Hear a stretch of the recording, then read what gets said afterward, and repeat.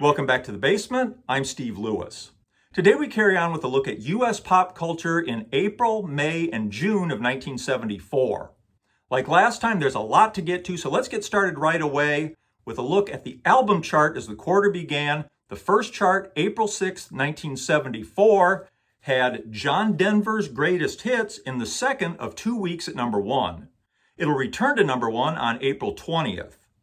As mentioned when we discussed its release in December 1973, just ahead of the holidays, at the time, John Denver had only 2 hits. So many times, putting out a greatest hits package is a cue that the label thinks an artist's hit-making days are winding down. Obviously, this is different. It strikes me that putting out a John Denver's Greatest Hits at this point in his career was a brilliant piece of marketing. There are obvious benefits like getting something in the stores ahead of the holidays and allowing him more time to develop new material. Denver had already recorded 5 not especially successful albums for RCA before breaking through with Rocky Mountain High late in 1972. That gave them the material to draw on for a greatest hits album. The title wasn't exactly honest, but it was effective. As he explains in the liner notes, these are supposed to be his most requested songs. The title made him sound more like an established star than he really was. It also made people aware of his other albums, which I'm sure helped move some back catalog. It might not have worked as well if they called it The Best of John Denver. At least some people might have thought, why check out his other albums if I already have the best here? Greatest Hits makes it sound more like it might just be the tip of some immense iceberg of great music.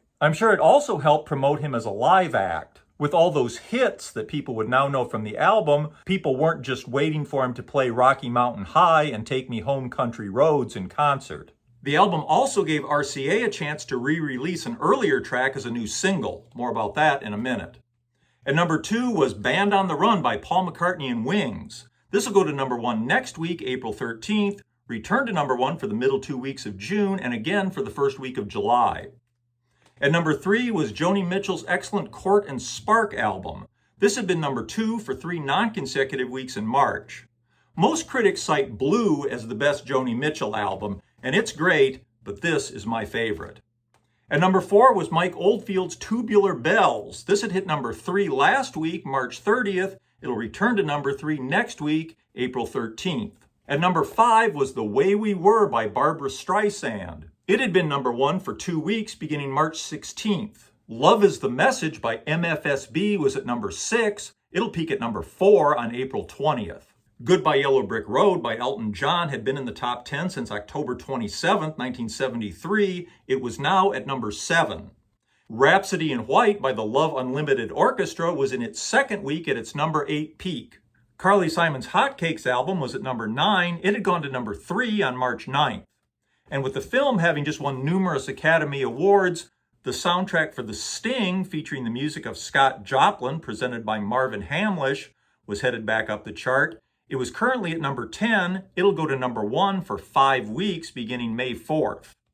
Turning to top 10 singles, at number 1 was Blue Swede's unusual take on the number 5 B.J. Thomas hit from 1969, Hooked on a Feeling. Benny and the Jets by Elton John was at number 2. It'll go to number 1 next week, April 13th. At number 3 was Sunshine on My Shoulders by John Denver. Originally an album track from Poems, Prayers, and Promises in 1971, it had been released as a single from his Greatest Hits album. The song had been number 1 a week earlier on March 30th, which meant that John Denver's Greatest Hits now contained 3 songs that could legitimately be considered hits. At number 4 was Seasons in the Sun by Terry Jacks, which had been number 1 for 3 weeks beginning March 2nd. The Beach Boys, of course, had done a recording of the song a few years earlier, which had remained unreleased. Whether you consider that a missed opportunity or not, I suppose, depends on how you feel about this song. Sister Janet Mead's rockin' version of the Lord's Prayer was at number 5.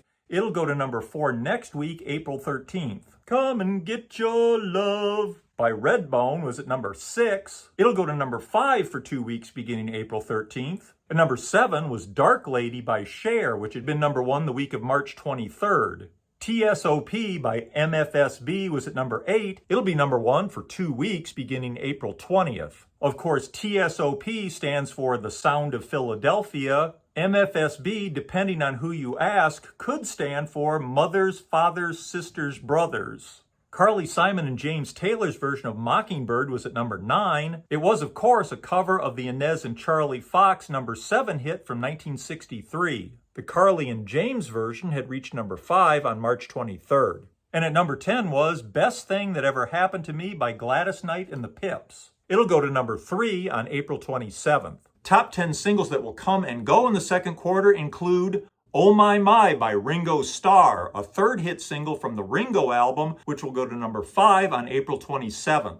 I'll Have to Say I Love You in a Song will be one more top 10 hit for the late Jim Croce, going to number 9 on April 27th. Looking for a Love by Bobby Womack will go to number 10 on April 27th. The Locomotion, Grand Funk's cover of Little Eva's 1962 number 1 hit, will also go to number 1 for 2 weeks beginning May 4th. I Just Don't Want to Be Lonely by The Main Ingredient will go to number 10 on May 4th. Mike Oldfield's Tubular Bells from the hit film The Exorcist will go to number 7 on May 11th. I've Been Searching So Long by Chicago will go to number 9 for 3 weeks beginning May 11th. Ray Stevens' The Streak will be number 1 for 3 weeks beginning May 18th. It commemorated the big fad of the spring, streaking, which was basically dashing nude through any public area. The fad had been growing on college campuses for months and was now becoming much reported and much talked about. It was usually reported with humor and bemusement. To many people, it seemed like a refreshing return to harmless college pranks after years of heated campus protests. Streaking probably reached its zenith on April 2nd when a streaker jogged across the stage at the 46th Academy Awards ceremony. The fad was at such a fervor pitch at the time that I remember wondering if someone would streak the Oscars even before the show. Host David Niven commented, "That was almost bound to happen. But isn't it fascinating to think that probably the only laugh that man will ever get in his life is by stripping off and showing his shortcomings?" The streaker was later identified as 34-year-old Robert Opel. Niven's quip seemed awfully well prepared, and there were rumors that the Oscars producers had allowed it to happen as a publicity stunt. Ironically, by the time the weather warmed up in most of the country, the streaking fad was largely over. The Jackson 5 single Dancing Machine will go to number 2 for 2 weeks beginning May 18th. It was undoubtedly helped by an outstanding performance of the song on the Carol Burnett Show on Saturday, March 16th, during which Michael did the robot to amazing effect. You can find it on YouTube. It is definitely worth a look. The Entertainer by Marvin Hamlish from the hit film The Sting will go to number 3 for 2 weeks beginning May 18th. The Show Must Go On by Three Dog Night will go to number 4 on May 25th. Midnight at the Oasis by Maria Muldaur will go to number 6 on June 1st. Oh Very Young by Cat Stevens will go to number 10 on June 1st. Help Me by Joni Mitchell will go to number 7 on June 8th. For the Love of Money by the OJs will go to number 9 on June 15th. And Be Thankful for What You Got by William DeVaughn will go to number 4 on June 29th. Hot albums in the second quarter include War Live, released in December 1973. It's now heading up the chart and will peak at number 13 on May 11th. Maria Muldaur's self-titled album, released to little notice in August 1973, is getting traction based on the success of her single Midnight at the Oasis. This will go to number 3 for 3 weeks beginning May 18th. In big new album releases in the second quarter, on April 15th, we get Second Helping by Leonard Skinner. It'll eventually hit number 12 for 2 weeks, beginning October 12th. Released on April 20th is Robin Trower's Bridge of Sighs. This will go to number 7 on August 31st. Also released in April, On Stage by Loggins and Messina, which will go to number 5 for 2 weeks, beginning August 10th. Skin Tight by the Ohio Players, which will go to number 11 on July 6th, and Moontan by Golden Earring. The Dutch band's album had been released in Europe in August 73. In the US, it came with a different cover and a different track listing. It'll spend 2 weeks at number 12, beginning August 10th. On May 9th comes Journey to the Center of the Earth by Yes keyboardist Rick Wakeman. It's a double live recording of new orchestral rock material recorded January 18, 1974, and based on Jules Verne's 1864 novel of the same name. Wakeman will tour North America with the show early in the fall with a rock band, a 45-piece orchestra, a 15-member choir, and some huge inflatable dinosaurs that never work right and are dropped from the show mid-tour. It's the kind of overblown spectacle that could only come from the early mid-70s, and truthfully, the kind of thing I can laugh at and love at the same time. On May 24th comes David Bowie's Diamond Dogs. David Bowie was feeling almost as ambitious as Rick Wakeman in 1974. He'd started out by trying to turn George Orwell's 1949 novel 1984 into a musical. When he was denied the rights to the novel, he adapted the songs to his own concept, Diamond Dogs. His 1974 North American tour will be grandiose too, with a massively expensive set of the Hunger City weighing 6 tons and incorporating a wild array of props including streetlights, rising chairs, and catwalks, many of which, like Wakeman's dinosaurs, often malfunction. The first leg of the tour will run from mid-June to late July. Then he'll return for a second leg in September and a third leg from October 5th to December 1st. On May 28th comes If You Love Me, Let Me Know by Olivia Newton-John. Also released in May is Rags to Rufus by Rufus featuring Chaka Khan, which will go to number 4 on September 21st. The Souther, Hillman, and Furay Band's self-titled album, which will go to number 11 on September 7th. Shock Treatment by the Edgar Winter Group, which will go to number 13 on August 17th. Body Heat by Quincy Jones, and Let's Put It All Together by the Stylistics, which will go to number 14 for 2 weeks beginning July 13th. On June 1st comes Walking Man by James Taylor, which will peak at number 13 on August 24th and again on September 7th. On June 14th comes a new album from the now very hot artist John Denver, Back Home Again. On June 19th comes Marvin Gaye Live, which will spend 2 weeks at number 8 beginning September 7th. On June 20th comes Before the Flood, a double live album drawn from Bob Dylan and the band's high-profile and highly profitable tour early in the year. This will go to number 3 for 2 weeks, beginning August 3rd. Released on June 24th is The Beach Boys' Endless Summer. Much more to come about this, of course, in an upcoming episode. Released on June 26th is Bad Company's self-titled album, and Holiday by America. This will eventually go to number 3 on November 23rd.